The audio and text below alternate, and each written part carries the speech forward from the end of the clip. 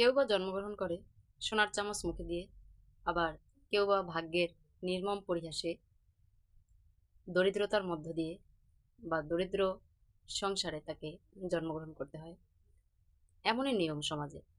দেখুন, কেউ কেউ ভাগ্যক্রমে খুব ভালো জায়গায় সে জন্মগ্রহণ করেছে, সেখান থেকে অধিষ্ঠিত হচ্ছে, তার ভাগ্য সে জন্মবেলা থেকেই সুপ্রসন্ন। আবার কারো কারো অবস্থা দেখুন, সারা জীবন নিরলস পরিশ্রম করে যাচ্ছে, কঠোর পরিশ্রম করতেছে, তবু তার ভাগ্যের কোনো পদোন্নতি হচ্ছে না বা ভাগ্যের কোনো পরিবর্তন হচ্ছে না। নিশ্চয়ই এখানে বলা চলে জ্যোতিষের ভাষায় যে ভাগ্য পূর্ব নির্ধারিত। কর্ম করেও মানুষ কিন্তু তার ভাগ্যকে সুপ্রসন্ন করতে প্রায় বিফল হয়। আমরা জানি ভাগ্যকে নিজের কর্মের দ্বারা সুপ্রসন্ন করতে হয়। হয়তো অভাব রয়েছে, সঠিক পরিকল্পনা, সঠিক পরিকল্পনার বাস্তবায়ন ইত্যাদি সকল কিছু মানলাম, কিন্তু তারপরেও কোথাও না কোথাও নিয়তি অনেককে ঠেকিয়ে দেয় তার পরিশ্রমের কাছেও। সে হেরে যায় তার কর্মের লব্ধ ফল পেতে। এগুলো কেন হয়? প্রশ্ন জাগতেই পারে। সব কিছুর মূলে আপনার সেই স্রষ্টার নিয়তি, অর্থাৎ স্রষ্টার দেওয়া ভাগ্য, অথবা যে সময় জন্মগ্রহণ করছেন, ভাগ্যে যা নিয়ে আসছেন, তা অনেকটা ধ্বংস বা সৃষ্টির কারণ।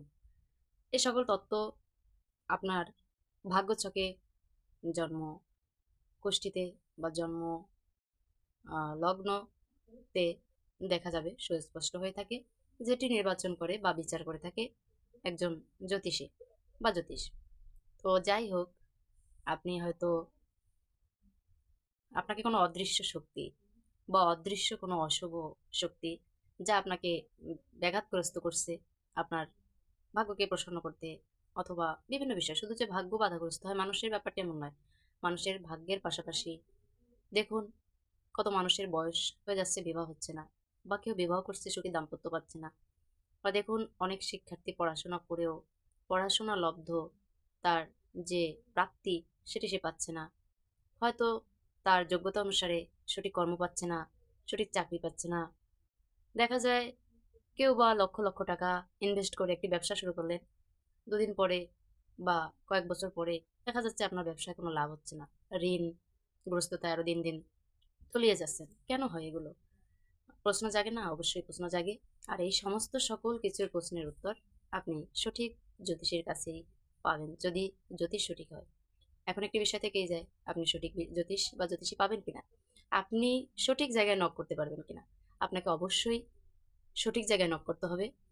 যদি আপনি সঠিক জায়গায় নক না করতে পারেন, কিছুই হবে না, কোনো লাভ নেই। কারণ এখানে কেউ বা জ্যোতিষ করে পেটের দায়ে, কেউ বা জ্যোতিষ করে শখের বশে, কেউ বা জ্যোতিষ করে তার নেশার বশে। কিন্তু অনেকেই একটি কথা বলে থাকে যে যে জ্যোতিষ নিজের ভাগ্যকে পরিবর্তন করতে পারে না, সে কিভাবে অপরের ভাগ্য পরিবর্তন করবে? আপনি যে জ্যোতিষের কাছে যাবেন, এটি আমার মতামত, যে যখন আপনি জ্যোতিষের কাছে যাবেন তার ব্যাকগ্রাউন্ড হিসাব করে যাবেন। যে জ্যোতিষীর ভাগ্য সুপ্রসন্ন, আপনি তার কাছে যাবেন। এটি আমার ব্যক্তিগত মতামত। আমি ঠিক আছে, আমি জ্যোতিষ করি, কিন্তু সেই জন্য যে আমি জ্যোতিষকে একদম শুরু থেকেই অন্ধভাবে নিয়েছিলাম এমনটি নয়। আমিও প্রচণ্ড বাছবিচার করে ভেবে চিন্তে বুঝে শিক্ষা গ্রহণ করে চলছি, এবং সর্ব জায়গায় নিজেকে প্রশ্নবিদ্ধ করি যে কিভাবে, এবং ফলানোর চেষ্টা করি। তারপরেই দেখা যাচ্ছে যে না, কোথাও আমি জ্যোতিষের বাইরে যেতে পারছি না, এবং কোথাও না কোথাও আসলেই এর আহ, গুরুত্ব 100% রয়েছে। তো যাই হোক, আমি ব্যক্তিগতভাবে মতামত দিব, যার ভাগ্য সুপ্রসন্ন নয়, যিনি ভালো নেই ব্যক্তিগত জীবনে, তার কাছে যাবার আপনার কোনো দরকার নাই। শুধু শুধু ফাউল কথা জ্যোতিষ সমাজকে নিয়ে না বলাটাই বেটার। আর যদি ফাউল হয়ে থাকে তাহলে অবশ্যই যে যে ফাটকা জ্যোতিষ, যা যার ভাগ্য প্রসন্ন নয়, যে সুস্থ নয়, তার কাছে আপনি কেন যাবেন? আমার প্রশ্ন। আপনি অবশ্যই একজন দক্ষ জ্যোতিষের কাছে যাবেন, যিনি নিজে ভাগ্য পরিবর্তন করছে বা যিনি ভালো আছে। এমন জ্যোতিষীর কাছেই যাবেন। তো যাই হোক, এ কথায় না যাই। সর্বপ্রথম অবশ্যই একজন জ্যোতিষের আদর্শ হওয়া উচিত যে আমার লব্ধ শিক্ষা থেকে যতটুকু করব ততটুকু মানুষের মঙ্গলের উদ্দেশ্যে করব। এই চিন্তা যার ভিতরে নেই, যার ধ্যান ধারণা থাকে আমি লক্ষ লক্ষ টাকার পাথর বিক্রি করব, আমি আমার পেশেন্টকে মেরে বা ক্লায়েন্টকে মেরে আমার ভুরি ভুরি অর্থ সম্পদ প্রাচুর্য করব, এই ধরনের যাদের রুচি রয়েছে সে ধরনের জ্যোতিষ অবশ্য ক্লায়েন্টগণ এড়িয়ে চলবেন। অবশ্যই বুঝে শুনে সঠিক জায়গা নক করবেন। জ্যোতিষকে যদি সৎ এবং আদর্শবান জ্যোতিষ হতে হয়, তার ভেতরে কখনো লোভ, লালসা, হিংসা, দেশ ইত্যাদি ইত্যাদি যত প্রকার খারাপ গুণ আছে এগুলো বর্জন করতে হবে। এগুলো যদি তার বর্জন না হয়, কি করে সে একজন সৎ জ্যোতিষী হবে? কি করে একজন সে অভিজ্ঞ জ্যোতিষী হবে? কি করে তাকে একজন ক্লায়েন্ট বিশ্বাস করবে? যাই হোক, আমি সেই জায়গাটা যথার্থ চেষ্টা করি। যতটুকু দেব, একজন ক্লায়েন্ট যদি মুক্তির নামে আমার কাছে আসে, আমি যেন তাকে তার রক্ষক না হয়ে ভক্ষক না হই, তাকে যেন আমি না মারি। 5 বছরের জ্যোতিষ চর্চায় আজ অব্দি এ ধরনের কোনো রুচি এখনো আসে নাই এবং করিও না। প্রয়োজনে আমি ক্লায়েন্ট ছেড়ে দেই, তবু এই পন্থা আমি করি না বা আমাকে দিয়ে এটা হবে না। তো যাই হোক, জ্যোতিষের কাছে যান, জ্যোতিষের পরামর্শ নেন। যাদের বিভিন্ন ধরনের সমস্যাগ্রস্ত রয়েছেন, পিছিয়ে পড়তেছেন দিনের পর দিন, নিশ্চয়ই কোথাও না কোথাও সমস্যা রয়েছে, গ্রহ নক্ষত্র রয়েছে। কেননা আপনি যেদিন জন্মগ্রহণ করেছেন সেদিন অবশ্যই সূর্য উঠেছিল এবং সেদিন অবশ্যই একটি তিথি ছিল, সেদিন অবশ্যই একটি লগ্ন ছিল, সেদিন অবশ্যই একটি রাশি ছিল।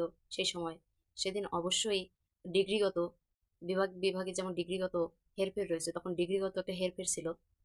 তো অবশ্যই যেহেতু গ্রহ নক্ষত্র চন্দ্র সূর্য তারা সেদিন যখন সব কিছুই ছিল, তাহলে আপনার জীবনেও সেই গ্রহ নক্ষত্র চন্দ্র সূর্য তারা কোথাও না কোথাও একটা কুপ্রভাব থেকে থাকতেই পারে, যদি আপনি মনে করেন যে আমি পিছিয়ে পড়তেছি দিনের পর দিন।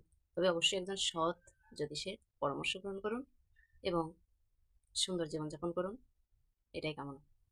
তো সকলকে ধন্যবাদ জানিয়ে আমি জ্যোতিষশাস্ত্রী তনি হালদার, সকলে আমার প্রণাম গ্রহণ করবেন। সকলে ভালো থাকুন, সুস্থ থাকুন। শুভরাত্রি।